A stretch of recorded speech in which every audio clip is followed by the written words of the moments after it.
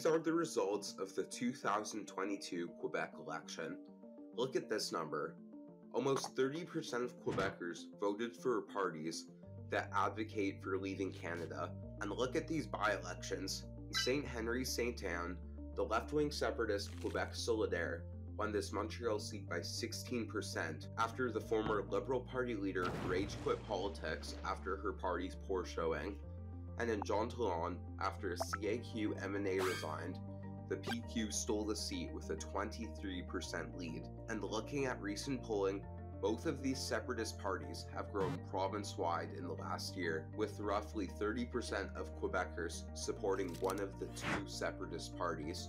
As I just alluded to, there are two parties that support Quebec separation. The Parti Quebecois, led currently by Paul Saint-Pierre Plamondon, is a historical party which has presided over both previous referendums in 1980 and 1995. They have lots of internal division on social issues, but the party supports parental rights, and they are economically left-wing as well, but not as left-wing as Quebec Solidare, which believes in environmentalism and are very left-wing on social issues. They believe that contraceptives should be paid for with taxes, as well as dental care. Long and short, they are very left-wing.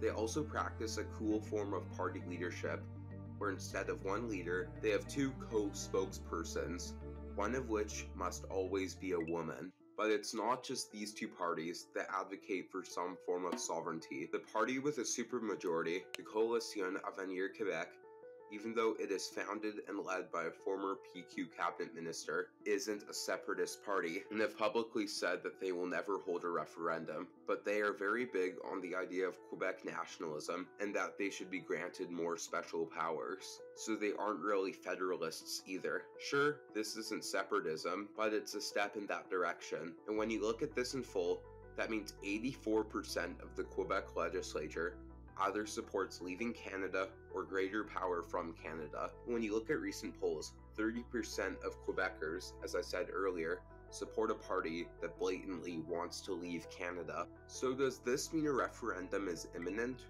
Well, I don't see it happening within the near future. The Coalition Avenir Québec has a lock on Quebec politics for the foreseeable future, with a strong presence in the right areas. But the CAQ can't just last forever unless Legault installed himself as the dictator of Quebec, somehow. And with the historically main opposition to the CAQ, the Liberals, gradually shriveling up and dying, many of these voters who are sick of the CAQ will be left with limited pro-Canada options. They could vote for the Conservative Party of Quebec, which is a right-wing pro-Canada party, and I do see them growing to become a legitimate force in Quebec politics. But there's a left-wing faction in the PLQ that probably wouldn't feel comfortable voting for a right-wing party. So if they even chose to vote at this point, they would likely be left with no option but supporting one of these separatist parties. But now we approach everybody's best friend in the entire world, first past the post. I showed you the results at the start, but let's look at them again. The CAQ only got 43% of the votes, yet won 72% of the seats. The PLQ also won second place in seat count with 21 seats, yet got fourth place in vote share.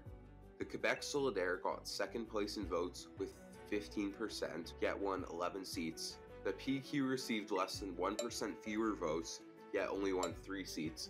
Not confused yet, the Conservative Party won 13% of the vote, yet won no seats at all. 0. In summary, first past the post in Quebec is an absolute mess and makes for weird seat-to-vote ratios. But if the CAQ lost support in Quebec City, and lost rural seats to other parties, they could lose government. And I personally think that once Legault is out of power, the CAQ will see a steep drop in their support, as Legault is the face of the CAQ, and with their popular leader and founder gone, it would be hard to recover. Once the CAQ is no longer dominant, winning majority will be tougher, and the parties will kind of have to work together. And it seems more and more likely that this new premier would be a separatist, since neither the PCQ or PLQ will likely form the next non-CAQ government. Recent polling suggests that Quebec separation is favored by about 36 to 37% of Quebecers. So if a referendum was held today, it's pretty obvious Quebec would vote no. But if a Quebec separatist government took power, that could start to change. Once the faces on the TV were separatist, that changed attitudes, especially once Lucien Bouchard got involved in the campaign. But the greatest change in opinion came during the actual campaign. During an actual campaign is when people did and would rethink their positions and either stick with them or change them. But when do these parties say they would hold a referendum? The QS would immediately launch elections for an assembly that would draft a constitution for an independent Quebec, which upon the representatives approving it would be voted on by the Quebec people. The PQ platform has a less elaborate plan, basically just saying that there will be a referendum in their first term if they were elected. However, even if Quebec magically voted for a divorce with Canada, does this mean that it actually happens? After the 1995 referendum, which was about 1% away from leaving Canada, people asked this question. Well, the Supreme Court ruled that Quebec leaving would need a constitutional amendment, but since Canada's constitution is weird, certain things need different amounts of support to be amended. The court didn't rule what formula would be needed, just that it would need an amendment, and Quebec's plan to just leave would be illegal. Now, if Canada rejected a majority vote of separation from Quebec, it could very well spark international condemnation for violating Quebec's right to self-determination. The foreign media would likely point out the, for a lack of better term, hypocrisy of Canada's support for self-determination elsewhere, but not within its own borders. Now, is all of this an actual possibility? Well, I think parts are. Quebec politics is changing rapidly. New parties have gained relevance, and old parties, the PLQ, are on life support, hoping someone doesn't trip and unplug the cord.